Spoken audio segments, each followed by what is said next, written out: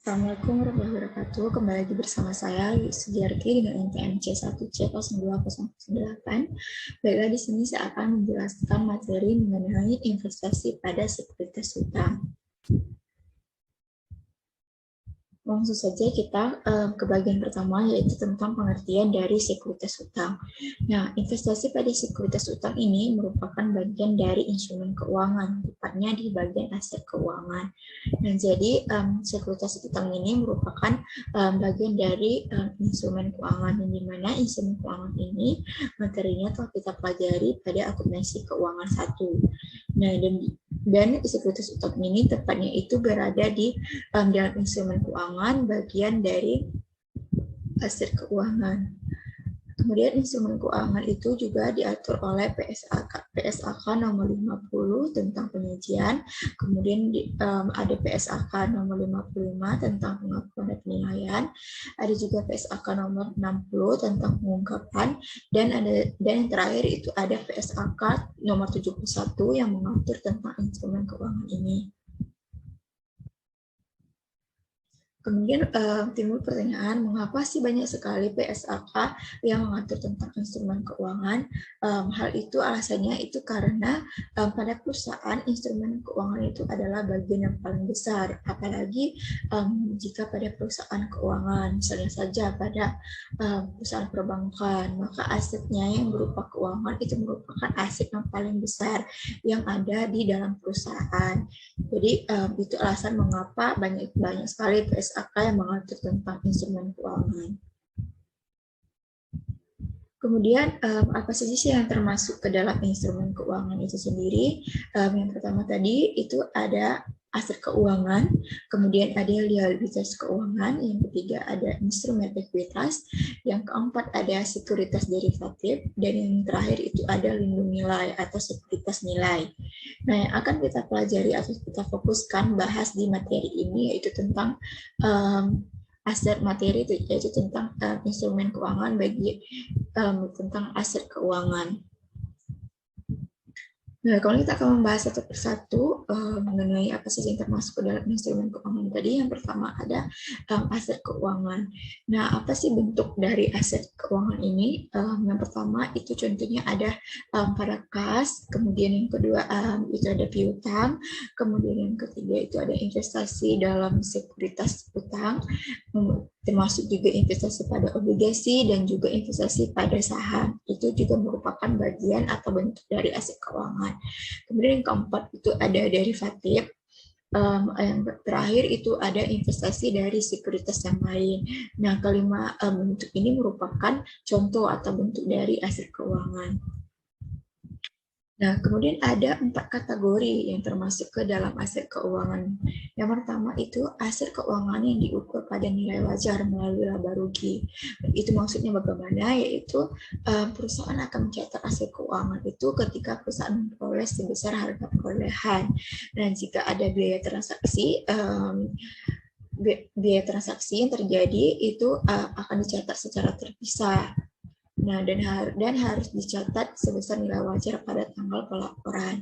Nah, itu untuk aset keuangan yang diukur pada nilai wajar melalui laba rugi. Kemudian yang kedua, kategori yang kedua itu ada aset keuangan yang dimiliki hingga jatuh tempo.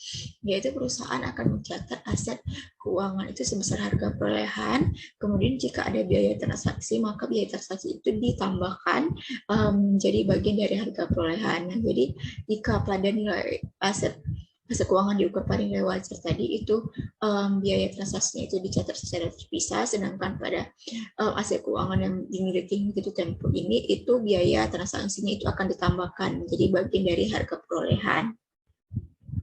Kemudian yang kategori yang ketiga itu ada pinjaman dan piutang, yaitu di mana perusahaan akan mencatat aset keuangan itu berupa pinjaman atau piutang itu sebesar harga perolehan.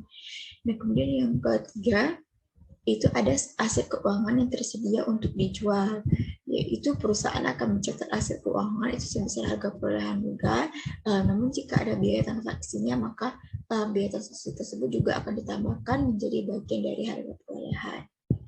Nah, untuk akuntansi untuk aset keuangan ini sendiri itu tergantung pada kategori mana aset keuangan itu kegunaan yang digunakan oleh perusahaan. Dan jadi untuk akuntansinya sendiri, untuk bagian aset keuangan ini itu tergantung kategori apa yang digunakan perusahaan dalam aset keuangan ini.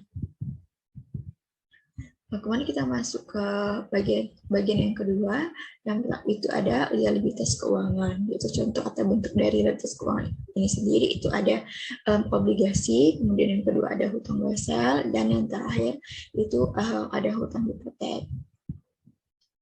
Kemudian yang ketiga itu tadi ada instrumen ekuitas, yaitu contoh atau bentuk dari instrumen ekuitas ini sendiri. Yang pertama itu ada saham. Saham ini termasuk juga saham biasa dan saham istimewa.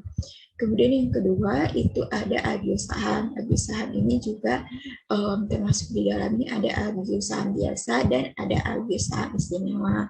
Kemudian yang ketiga itu contohnya ada retained earnings. Nah, kemudian yang keempat itu ada thesaurus.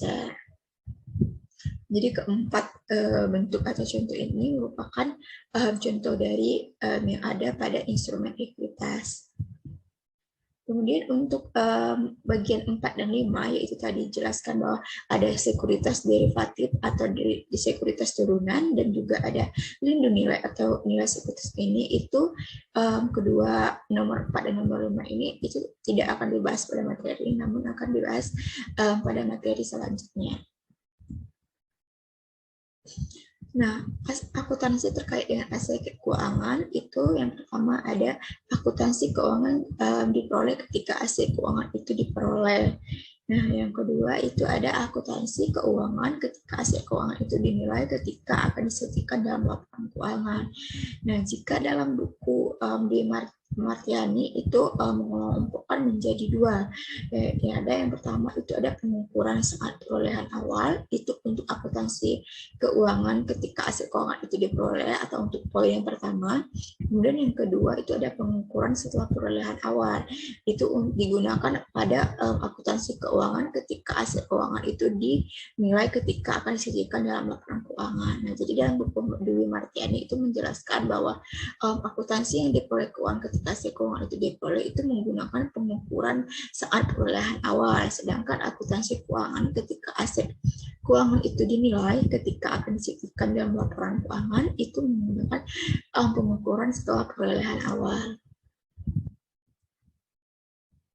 Nah, mungkin itu saja yang bisa saya jelaskan mengenai investasi pada sekuritas utang ini. Mohon maaf apabila terdapat kesalahan. Saya akhiri. Wassalamualaikum warahmatullahi wabarakatuh.